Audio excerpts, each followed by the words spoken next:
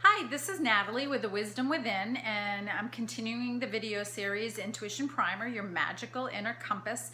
And tonight we're going to talk about what intuition is and what it isn't.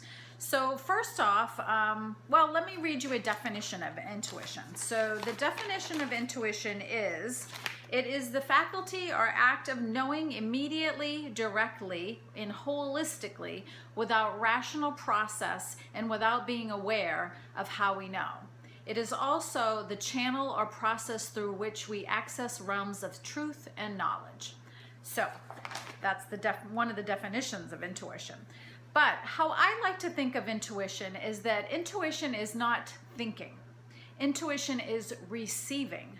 So we don't sit down and get quiet and start trying to figure things out. We don't make snap judgments. We don't rely on stereotypes, and we most definitely try to be aware of whether it's coming from a thought process or whether it's actually coming through a receptive process, because our thought processes are rife with all kinds of problems. I think science has shown that we have something like 160 cognitive biases, and what that is these are thinking patterns that are actually erroneous, where we come to quick conclusions about things, or we do things and make decisions in life based on things that actually aren't always in our best interest. A couple examples of a cognitive bias are the bandwagon effect, where we'll jump on board because everybody else is doing it. Well, as my mother used to say, if your friends jumped off a cliff, would you?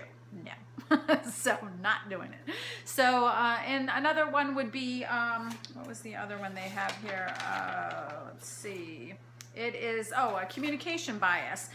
No, excuse me, a confirmation bias. And a confirmation bias is that we will actually seek out information that confirms what we already believe. And we tend to do that. Even on Facebook, we'll look for, the people who agree with us, and we'll sort of skim through the ones that don't. So that is actually a confirmation bias. It's a sort of an erroneous thinking pattern that doesn't serve us. But needless to say, if you just remember that intuition is not thinking, intuition is receiving, then you'll kind of start to get to know the nuance of what intuition is really all about. So I hope you enjoyed this video. In the next one, we'll be talking about the 8 clair senses, the 8 psychic senses, and how they show up in our lives, and a whole lot more.